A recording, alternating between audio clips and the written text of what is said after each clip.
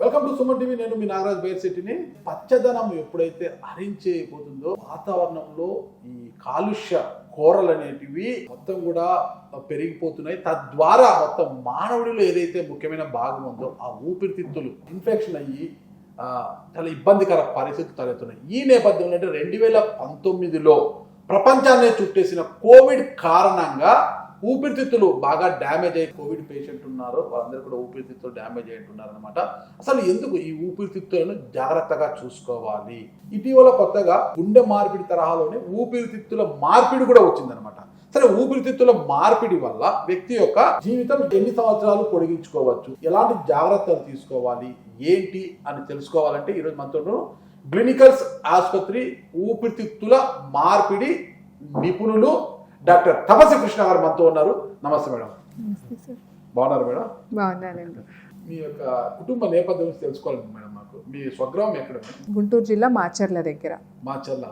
Sister Macherla ఇటీవల వార్తల్లోకి ఎక్కింది బాగా. మాచర్ల ఇక్కడ మాచర్ల నుంచి ఇక్కడికి వచ్చారు. మీ స్టడీస్ అంతా ఎక్కడ జరిగింది? Studies first Manipal Mangalore Kasturba medical college లో under graduation, post graduation Narayana medical college Nellore. Okay, Narayana sir.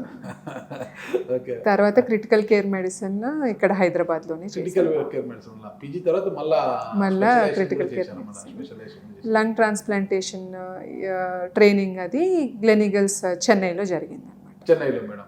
Okay. మొత్తం ఎంత ఎక్స్పీరియన్స్ ఉంది మేడం మీకు ఇప్పుడు? 2010 పాస్ అవుట్ అండి. 14 ఇయర్స్ ఎక్స్పీరియన్స్. మానవుడి అవయవాలు ముఖ్యమైన భాగం ఊపిరితిత్తులు మేడం. మన శ్వాస మొత్తం కూడా దాని మీద గాలి పీల్చుకోవడం, గాలి వదలడం అంతా దాని మీద ఆధారపడి ఉంటుంది మేడం. అలాంటి ఊపిరితిత్తుల్ని మనం ఎలా భద్రపరచుకోవాలి మేడం? ఊపిరితిత్తులు భద్రంగా చూసుకోవటం అనేది మన పేరెంట్స్ దగ్గర నుంచి స్టార్ట్ అవుతుందండి. ఇప్పుడు పేరెంటల్ స్మోకింగ్, పిల్లలు ఉంటారు, పిల్లలు ఇన్ఫ్లుయెన్స్ కావద్దంటే ఫస్ట్ పేరెంటల్ స్మోకింగ్ ఆపేసేయాలి. ఆ తర్వాత స్కూల్కి వెళ్తారు, టీనేజర్స్, కాలేజ్, ఈ టైంలో పిల్లలు స్మోకింగ్కి, డ్రగ్స్కి అలవాటు పడకుండా ఫస్ట్ జాగ్రత్తగా చూసుకోవాలి. ఈ మధ్య కాలంలో షీషా, హుక్కా అనేది చాలా ఎక్కువగా వాడుతున్నారు పిల్లలు. దాని నుంచి వచ్చే నిమోనియాస్ చాలా ఎక్కువగా చూస్తున్నాం అనమాట. 15-16 ఇయర్ ఓల్డ్ పిల్లల్లో 20 to 30 కూడా హుక్కా యూస్ చాలా ఎక్కువగా ఉంది. అదే కాకుండా ఇప్పుడు ఈ సిగరెట్స్ అనేది కూడా బ్యాన్ అవుతున్నాయి కొన్ని దేశాల్లో. సో ఈ సిగరెట్స్ కూడా వాడకూడదు. ఇదే కాకుండా పొల్యూషన్లో 2-వీలర్ ఇవన్నీ నడుపుతున్నప్పుడు హెల్మెట్ పెట్టుకుని మాస్క్ కట్టుకుంటే పొల్యూషన్కి మనం ఎక్స్పోజ్ కాము.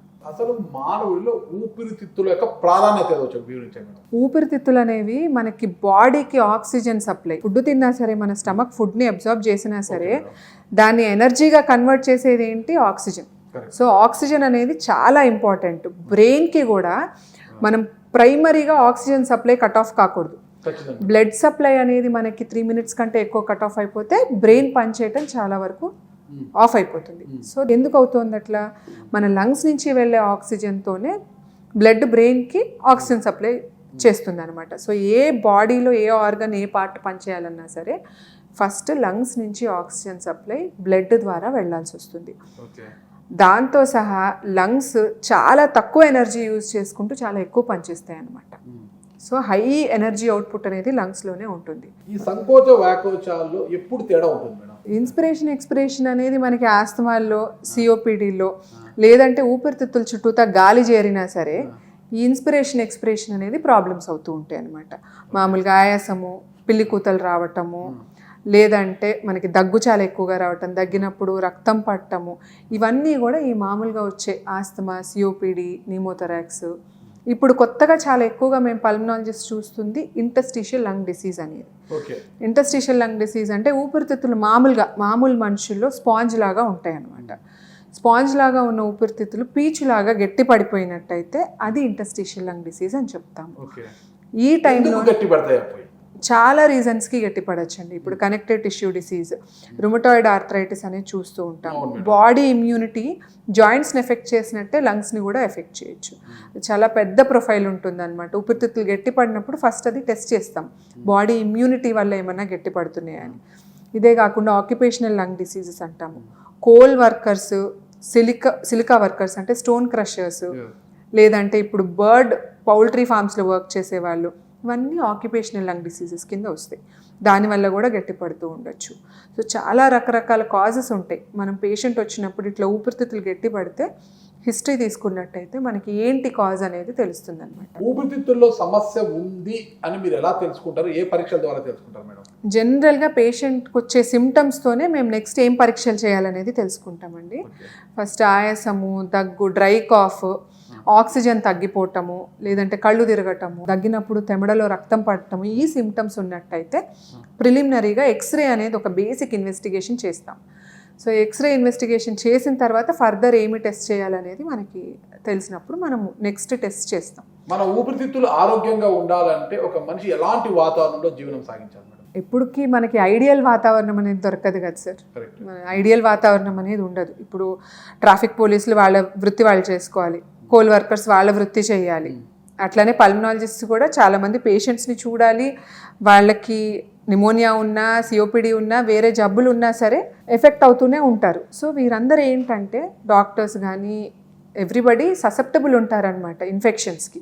సో కంపల్సరీ మాస్క్, ఎప్పుడైతే ఇన్ఫెక్షన్స్కి గురవుతారో అప్పుడు వ్యాక్సినేషన్స్ వేసుకోవటము, లేదంటే 6 feet డిస్టెన్స్ మెయింటైన్ చేయటము, ఇవన్నీ ఇన్ఫెక్షన్ ఎక్కువగా ఉన్న పరిస్థితుల్లో ఇవన్నీ ఫాలో అయినట్టయితే చాలా వరకు ఇన్ఫెక్షన్ రావడం తగ్గుతూ ఉంటుంది. మేడం మీరు వ్యాక్సిన్ గురించి చెప్పారు కదా, ఇప్పుడు ఇన్ఫ్లుయెంజా వ్యాక్సిన్ అనేది ఉంటుంది కదా ఊపిరితిత్తుల, ఆ వ్యాక్సిన్ ఎప్పుడు వేసుకోవాలి, ఏ పరిస్థితుల్లో వేసుకోవాలి మేడం? ఇప్పుడు ప్రతి దేశానికి కొన్ని గైడ్ లైన్స్ ఉంటాయండి.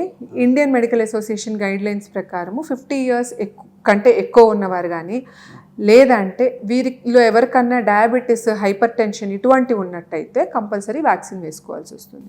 సో కొన్ని గైడ్ లైన్స్ ప్రకారము మేము 10 years కంటే తక్కువ ఉన్న పిల్లల్లో, లేదా 50 ఏళ్ల కంటే ఎక్కువ ఉన్న వాళ్ళల్లో, లేదా 50 కంటే తక్కువ ఉన్న వాళ్ళల్లో కూడా షుగరు, బీపీ, ఆస్తమా ఇటువంటి జబ్బులు ఉన్న వాళ్ళకి ఇయర్లీ వన్స్ ఇన్ఫ్లుయెన్జా వ్యాక్సిన్ అనేది ఇస్తాం. మరి ఈ వ్యాక్సిన్ మీద పెద్దగా అవగాహన లేదు మేడం ఇప్పటి వరకు. ఇన్ఫ్లుయెంజా వ్యాక్సిన్ మీద ఎవరు పెద్దగా తీసుకోవట్లేదు. ఈ వ్యాక్సిన్ ఎలాంటి అవగాహన కనిపించాలి దానికి? అసలుకి వ్యాక్సిన్ అవేర్నెస్ అనేది చాలా వరకు మెడికల్ ప్రొఫెషనల్స్ మేము చేస్తూ ఉన్నాము. ఎస్పెషలీ పల్మనాలజిస్ట్ ఆఫీస్కి వచ్చారు అంటే, జబ్బులు ఉన్న ఊపిరితిత్తులు ఉన్నాయంటే పేషెంట్ కంపల్సరీ వ్యాక్సిన్ అనేది అడ్వైస్ చేస్తామన్నమాట. చెట్ల నుంచి కావచ్చు, మొక్కల నుంచి కావచ్చు, ఈ పుప్పిడి రాలడం వల్ల, దాని స్మెల్ అది మనం పీల్చేయడం వల్ల, దీనివల్ల ఈ పోలాన్ అలర్జీ అనేది ఒకటి వస్తుంది మేడం. అసలు ఇది ఎలా మేడం? అసలు దీని నుంచి మనం బయటపడాలంటే ఎలా? ఇది ఊపిరితిత్తులను ఎలా డ్యామేజ్ చేస్తుంది? అసలు పోలన్ ఎలర్జీ అనేది మనము ఆస్ట్రేలియాలో, యుఎస్లో చాలా ఎక్కువగా చూసామండి ఇప్పుడు వరకు. పోలన్ ఎలర్జీ, దీన్ని హే ఫీవర్ అంటారనమాట. సో స్ప్రింగ్ టైంలో, లేదంటే ఆటమ్, ఎస్పెషలీ స్ప్రింగ్ టైంలో, అంటే పూలుతో ఎక్కువగా పూసి లైక్ బాగా వాతావరణం అంతా ఎర్రగా కనిపించే టైంలో ఏంటంటే పోలన్ ఎలర్జీ కనిపిస్తుంది. దీనికి 2 రకాల సిమ్టమ్స్ ఉంటాయి. కళ్ళల్లో స్ప్రింగ్ కట్టార్ అంటామన్నమాట. కళ్ళు దురదలు రావటము, కళ్ళలోంచి నీళ్లు గారిపోవటము, ఇట్లా అంతా జరగటము, లేదంటే ముక్కుల్లో నీళ్ళు కారటము, తుమ్ములు ఎక్కువ రావటము. కొంతమందికి ఆస్తమా అటాక్ అవుతూ ఉంటుంది ఈ పోలన్ ఎలర్జీ వచ్చినప్పుడు. సో ఆస్థమెటిక్స్ అనే వాళ్ళు ఇక్కడి నుంచి యుఎస్ వెళ్ళినప్పుడు చాలా వరకు హే ఫీవర్కి గురవుతారు. సివియర్ ఆస్తమా అటాక్స్ వచ్చి ఆక్సిజన్ పడిపోయి, లేదంటే అక్యూట్ సివియర్ ఆస్తమా వల్ల వెంటిలేటర్ మీదకి వెళ్ళటం, ఇవన్నీ అవుతాయి. ఇట్లాంటివి జరగకూడదు అంటే ఆల్రెడీ ఆస్తమా ఉన్నవాళ్ళు, ఎలర్జీ ఉన్నవాళ్ళు కంటిన్యూస్గా మెయింటెనెన్స్ మెడికేషన్, అంటే ఊపిరితిత్తులు రీమోడల్ చేసే మెడికేషన్స్ ఏవైతే మేము పల్మనాలజిస్ట్ ఇస్తామో అవి తూచా తప్పకుండా తీసుకోవాల్సి వస్తుంది అనమాట.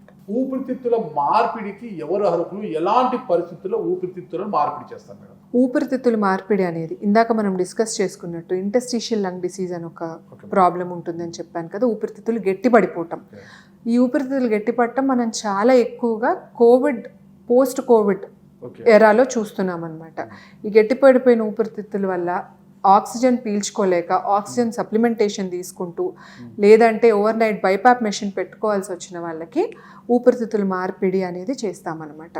వీళ్ళకి స్ట్రైట్ అవే ఆక్సిజన్ మీద ఉన్నారు అంటే మనం ఊపిరితిత్తుల మార్పిడి చెయ్యం. ఒక వర్కప్ ప్రోటోకాల్ అనేది ఉంటుంది ఊపిరితిత్తుల మార్పిడికి. వేరే అవయవాలన్నీ బాగున్నట్టయితే ఊపిరితిత్తులు ఒక్కటే ప్రాబ్లం ఉండి అవి మార్చితే వాళ్ళు నార్మల్ లైఫ్కి వస్తారు అనే నమ్మకం మాకు ఉంటేనే వర్కప్ తర్వాత అప్పుడు ఊపిరితిత్తులు మార్పిడి చేస్తాం. సో మెయిన్ ఊపిరితిత్తుల మార్పిడికి ఇంటర్స్టిషియల్ లంగ్ డిసీజు, ఇందాక అనుకున్నట్టు సిఓపిడి అనే జబ్బు, అంటే క్రానిక్ ఆబ్స్ట్రక్టివ్ పల్మనరీ డిసీజ్. ఇది బాగా ఎక్కువగా స్మోకింగ్ చేసిన వారిలో, లేదంటే పొల్యూషన్కి ఎక్స్పోజ్ అయిన వారిలో కామన్గా చూస్తూ ఉంటాం సిఓపిడి అనే జబ్బు. ఇదే కాకుండా పల్మనరీ హైపర్ టెన్షన్, అంటే ఊపిరితిత్తుల్లో బ్లడ్ ప్రెషర్ చాలా ఎక్కువగా ఉంటే వాళ్ళకి ఆయాసం ఎక్కువ అవటము, ఆక్సిజన్ తగ్గిపోవటము జరుగుతుంది. వీరిలో కూడా చేస్తాం. ఈ ముగ్గురు ఊపిరితిత్తుల మార్పిడికి అర్హులు. వీళ్ళే కాకుండా చిన్న పిల్లల్లో సిస్టిక్ ఫైబ్రోసిస్ అనే వ్యాధి, మీరు ఆల్రెడీ మీడియా వల్ల హాయ్ నాన్న సినిమా వల్ల అందరికీ సిస్టిక్ ఫైబ్రోసిస్ అనే వ్యాధి గురించి చాలా వరకు అవగాహన వచ్చింది. సో సిస్టిక్ ఫైబ్రోసిస్ ఉండే వ్యాధి పిల్లలకు కూడా ఊపిరితిత్తుల మార్పిడి చేస్తాం. ఇంకొకరి ఊపిరితిత్తులు మనకు అమరిస్తే ఆ మనిషి ఎంతకాలం జీవించే పరిస్థితి ఉంటుంది, ఆయన లైఫ్ స్పాన్ ఎంత, అది కరెక్టా? ఊపిరితిత్తుల మార్పిడి అనేది చేసినప్పుడు అయినంత వరకు మ్యాచింగ్ చూసుకుంటామండి. మేము సర్జన్స్ కానీ పల్మనాలజిస్ట్ కానీ ఎంతవరకు ఒక్కొక్కరికి ఫిట్ అవుతుంది సైజ్ కానీ, లేకపోతే బ్లడ్ గ్రూపింగ్ కూడా మ్యాచ్ చేసే ఇస్తామన్నమాట. ఇవే కాకుండా కొన్ని బ్లడ్ టెస్ట్, డోనర్లో కూడా బ్లడ్ టెస్ట్, రెసిపియంట్లో కూడా బ్లడ్ టెస్ట్ చేస్తాం. ఏంటంటే ఎంతవరకు అవకతవకలు ఉన్నాయి, మ్యాచింగ్లో ఎంతవరకు అవకతవకలు ఉన్నాయి, ఇమ్యూనో సప్రెషన్ అనేది ఎంతవరకు ఇవ్వాల్సి వస్తుంది ఈ పేషెంట్కి అనేది ఒక టెస్టుల ద్వారా తెలుసుకుని ఇమ్యూనో సప్రెషన్ ఇస్తామన్నమాట. సో అయినంత వరకు కొత్త ఊపిరితిత్తులు ఏవైతే పెట్టామో పేషెంట్కి అది బాడీలో ఫిట్ అయ్యేటట్టు, కొత్త ఇన్ఫెక్షన్స్ రాకుండా యాంటీబయాటిక్స్ కొంతవరకు కేర్ 1 year వరకు తీసుకుంటూ ఉండాలి. టైం టు టైం బయాప్సీస్ అనేవి చేస్తాం, బ్లడ్ టెస్ట్ చేస్తూ ఉంటాము. సో ఇమ్యూనో సప్రెషన్ అనేది పైకి కిందకి చేస్తూ ఉండాలన్నమాట కొత్త ఆర్గన్ పెట్టిన తర్వాత. ఇప్పటి వరకు latest surviving lung transplant recipient 32 years అండి. సో అది longest living lung transplant recipient.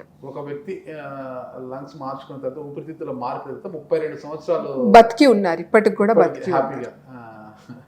So ఇప్పుడు కొన్ని సర్జరీస్ సక్సెస్ అవుతూ ఉంటాయి, కొన్ని సర్జరీస్ సక్సెస్ కాకుండా ఉంటాయి. లంగ్ ట్రాన్స్ప్లాంట్లోనే కాకుండా ఏమైనా సరే లివర్ అయినా కిడ్నీ అయినా అంతే. సో ఆర్గన్ స్పెసిఫిక్ ఉండదు, పేషెంట్ స్పెసిఫిక్ ఉంటుంది అనమాట. పేషెంట్ ఎంతవరకు ఇన్ఫెక్షన్ రాకుండా ఉన్నారు, జాగ్రత్తగా ఉన్నారు, క్రౌడ్స్లో వెళ్ళినప్పుడు మాస్క్ వేసుకున్నారా వేసుకోలేదా, టైం టు టైం మందులు తీసుకున్నారా. చాలా వరకు పేషెంట్స్కి ప్రాబ్లం వచ్చేది ఎప్పుడంటే టైం టు టైం వెళ్ళి టెస్టులు చేసుకోకుండా, మందులు తీసుకోకుండా, డాక్టర్ని సంప్రదించకుండా ఉంటే అప్పుడు ప్రాబ్లమ్స్. లీగల్స్ ఆసుపత్రిలో ఉంటున్నారు మీరు, అంటే డాక్టర్ తపస్వి కృష్ణ గారు ఇప్పటివరకు ఎన్ని ఊపిరితిత్తుల మార్పిడి చేశారు, సక్సెస్ రేట్ ఎంత? సో ఇక్కడ గ్లెనీగల్స్ హాస్పిటల్లో over the past 8 years almost 400 transplants జరుగున్నాయండి.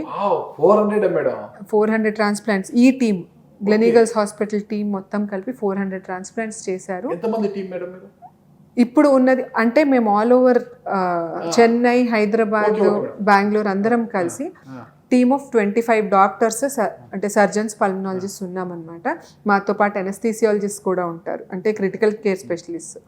ఎవరైతే పోస్ట్ ఆపరేటివ్ పీరియడ్లో పేషెంట్ని చూసుకుంటారో వాళ్ళు city anaesthetist, critical care specialist అని చెప్తామన్నమాట. తపస్వి కృష్ణ గారి ద్వారా ఎంతమంది ఊపిరి పోసుకున్నారు, అంటే ఎంత సక్సెస్ రేట్ ఉంది? సక్సెస్ రేట్ చెప్పాలంటే ఇప్పుడు ఉన్న టీంతో success rate is very good అండి. రీసెంట్గా మాకు ఒక పాయిజనింగ్ కేసు, 1 పేషెంట్ విషయంలో చెప్తున్నాను. పారాక్విట్ పాయిజనింగ్ అనేది వినే ఉంటారు మీరు. సో పారాక్విట్ పాయిజనింగ్కి ఎవరు చేయలేదండి. ఏషియాలోనే ఫస్ట్ కేసు చేశారు 27 year old లేడీకి 3 months బ్యాక్. పాయిజనింగ్తో ఎక్మో మీదకి వెళ్ళిపోయి హాస్పిటల్కి వచ్చారనమాట. ఊపిరితిత్తుల మార్పిడి అయిపోయి ఇప్పుడు కూడా హ్యాపీగా ఓపీడీకి వచ్చి చూపించుకుని వెళ్తున్నారు. అంటే మీరు ఎంత క్రిటికల్గా ఉంటే ఎంత బాగా బ్యాక్ వస్తున్నారు అనేది చూస్తే మీకు రెగ్యులర్ కేసెస్ది సక్సెస్ రేట్ అర్థమైపోతుంది. తపస్వి కృష్ణ గారి ద్వారా ఎంత సక్సెస్ రేట్ ఉంది ఇక్కడ క్లినికల్స్ అనేది మీకు హైదరాబాద్లో? వెరీ గుడ్ అండి, 90%. 90% అంటే గుడ్ మేడం, చాలా గుడ్ మేడం. ఇప్పుడు ఓకే, మీరు ఊపిరితిత్తుల మార్పిడి అనేది పోస్ట్ కోవిడ్ వల్ల కూడా చాలా మందికి ఈ లంగ్స్ చాలా డ్యామేజ్ అయ్యాయి మేడం. కొంతమంది 30%, 10%, 40%, 50% లంగ్స్ డ్యామేజ్ అయిన వాళ్ళ పరిస్థితి ఏంటి మేడం అసలుకి? Most of the times transplant will be the answer. ఇప్పుడు గట్టిపడిన ఊపిరితిత్తుల్లో సో ట్రాన్స్ప్లాంట్ అయ్యే వరకు జాగ్రత్తగా మందులు తీసుకుంటూ ఊపిరితిత్తులు గట్టి పడకుండా కొన్ని టాబ్లెట్స్ ఇస్తామన్నమాట, ఇంకా ఫర్దర్ గట్టి పడకుండా. సో అవి కంటిన్యూస్గా తీసుకుంటూ ఉండాలి. ఇదే కాకుండా మన దగ్గర ఓన్లీ గ్లెనీగల్స్ హాస్పిటల్లో స్టెమ్ సెల్ థెరపీ అనేది చేస్తూ ఉన్నాం. Regenerative medicine అంటామన్నమాట. సో అందరూ ట్రాన్స్ప్లాంట్కి అర్హులు గారు కొన్నిసార్లు వేరే ఆర్గన్స్ ప్రాబ్లం ఉండొచ్చు. సో అప్పుడు ఏంటంటే వాళ్ళ ఓన్ బోన్ మ్యారో తీసుకుని వాళ్ళకి స్టెమ్ సెల్ థెరపీ అనేది చేస్తున్నాం మన హాస్పిటల్లో. సో అది ఒక కొత్త ఆప్షన్ ఉంటుందన్నమాట పేషెంట్కి. మందులు, ట్రాన్స్ప్లాంట్ మధ్యలో ఇట్లా ఇంకా ఎక్కువగా లంగ్ వర్సన్ అవుతూ ఉంటే స్టెమ్ సెల్ థెరపీ అనేది కూడా ఒకటి ట్రై చేయొచ్చు. లారీ బస్ అని పక్కన డస్ట్ వస్తుంటుంది, దానికన్నా వాళ్ళకి డస్ట్ అలర్జీ రాదు. కానీ ఇంట్లో చిన్నపాటి చాలా సూక్ష్మంగా ఉండే ఒక డస్ట్ పార్టికల్స్ ఇలా లేస్తుంటాయి. పొద్దున చూసాను మేడం, కాసు సూర్యకిరణాలు పడినప్పుడు మనకు బాగా కనిపిస్తుంది మేడం, వాటితోనే డస్ట్ అలర్జీ వస్తుంటుంది మేడం. అసలుకి ఒక మనిషి ఇంట్లో ఉన్నప్పుడు ఎలాంటి ప్రికాషన్స్ తీసుకోవాలంటారు మేడం? ఇంట్లో మనిషి ప్రికాషన్ తీసుకోలేరండి, ఎందుకంటే బ్రీదింగ్ అనేది నార్మల్ రొటీన్ యాక్టివిటీ. వాళ్ళ ఇల్లు నీట్గా పెట్టుకోవటం అనేది వాళ్ళ బాధ్యత. ఇల్లు నీట్గా పెట్టుకోవాలి. So dust might proof bed covers, pillow covers అనేవి దొరుకుతాయి. ఇప్పుడు మీకు డస్ట్ వల్ల కాదు, దాంట్లో ఉండే డస్ట్ మైట్స్ వల్ల ప్రాబ్లం వస్తుంది. So dust might proof pillow covers, bed covers, paints, ఇంకా కెరోసిన్, ఇవన్నీ వాసనలు చాలా తక్కువగా అయ్యేటట్టు స్మెల్ ప్రూఫ్ పెయింట్స్ ఇవి వాడుకోవాలి. కాక్రోచ్ వల్ల లేకపోతే ఫంగస్ వల్ల కూడా వస్తూ ఉంటుంది అనమాట ఎలర్జీ, లంగ్ ప్రాబ్లం. సో అవన్నీ కూడా అవాయిడ్, ఇండోర్ ఎయిర్ పొల్యూషన్ అని అంటాం. ఇండోర్ ఎయిర్ పొల్యూషన్ అవాయిడ్ చేసినట్టయితే చాలా వరకు లంగ్స్ హ్యాపీగా ఉంటాయి. మార్పిడి చేయాల్సి ఉన్నా కూడా అందుబాటులో అతనికి మ్యాచింగ్ దొరకలేదు, బ్లడ్ మ్యాచింగ్ కావచ్చు, అవన్నీ కూడా ఆర్గాన్ మ్యాచింగ్ దొరకలేదు, ఇక ఖచ్చితంగా చేసి తీరాలి అన్నప్పుడు దొరకనప్పుడు ఎలా ఇతన్ని ఎంతవరకు మనం బతికించవచ్చు, ఎంత వెయిటింగ్ ఉంటుంది అతనికి? వెయిటింగ్ అనేది చెప్పలేమండి. ఇప్పుడు కొంతమంది ట్రాన్స్ప్లాంట్ కోసం 2022 నుంచి వెయిట్ చేస్తున్నారు. మ్యాచింగ్ ఆర్గన్ దొరకకపోతే ఇబ్బంది కాబట్టి పేషెంట్స్కి ఎవరికైతే ఈ ILD, COPD ఉన్నవాళ్ళు, వ్యాధి ఉన్నవాళ్ళు ట్రాన్స్ప్లాంట్ అనేది అనుకున్నట్టయితే ఎంత తొందరగా లిస్టులోకి ఎంటర్ అయిపోయి ఎంత తొందరగా లిస్టింగ్ చేసుకున్నట్టయితే అంత బెటర్ ఉంటుంది. సో వెయిటింగ్ అనేది ఎవ్వరూ చెప్పలేరు. కొంతమంది, ఇప్పుడు మీ కిందాక పారాక్వెట్ పాయిజనింగ్ పేషెంట్ గురించి చెప్పాను, ఆవిడకి 5 రోజుల్లోనే లంగ్స్ దొరికినాయి. కొంతమంది 2 years వెయిట్ చేస్తున్నారు, వాళ్ళకి దొరకట్లేదు. డాక్టర్ ఎప్పుడైతే సజెస్ట్ చేస్తారో ఇప్పుడు మీకు సూటబుల్ ఆర్గన్ ఉంది చేయించుకోండి అన్నప్పుడు రెడీగా ఉండాలి పేషెంట్ రెడీనెస్తో సంబంధం ఉంటుంది. వెయిట్ లిస్ట్ మీదకి వెళ్ళిన తర్వాత దేవుడికే తెలుస్తుంది ఎప్పుడు ఆర్గన్ దొరుకుతుంది అనేది, ఎందుకంటే మనం పెట్టేది బ్రెయిన్ డెడ్ డోనర్స్ నుంచి. So brain dead donor family donation చేయాలి. సో ఎప్పుడు దొరుకుతుందండి ఆర్గన్ అని చెప్పినట్టయితే ఆన్సర్, ఇంకొకళ్ళు చనిపోవాలి మీకు ఆర్గన్స్ ఇవ్వటానికి, చనిపోవాల్సి వస్తుంది.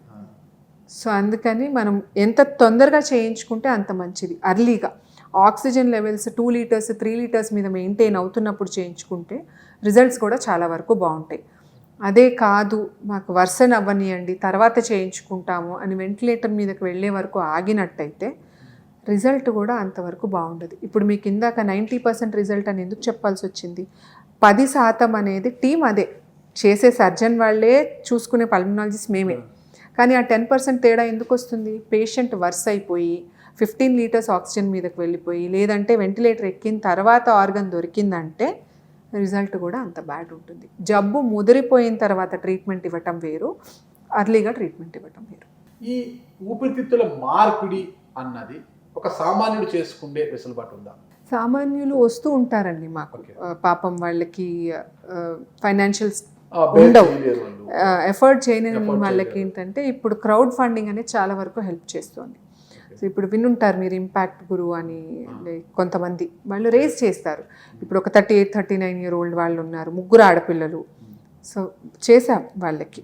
సో ద ఎఫర్డబిలిటీ లేదు, చిన్న జాబ్ చేసుకుంటూ ఉన్నారు, రైల్వేస్లో ఇట్లా జాబ్ చేస్తున్న వాళ్ళకి కొంచెం వరకు గవర్నమెంట్ ఇస్తుంది, మిగతా అదంతా క్రౌడ్ ఫండింగ్లో చేయగలుగుతాం అనమాట. ఒక్కసారి ఊపిరితిత్తుల మార్పిడి చేసిన తర్వాత ఆ పేషెంట్ ఎన్ని రోజులు హాస్పిటల్లో ఉండాల్సి ఉంటుంది? మినిమం 2 నుంచి 3 వారాల వరకు హాస్పిటల్లో ఉంచుతామండి.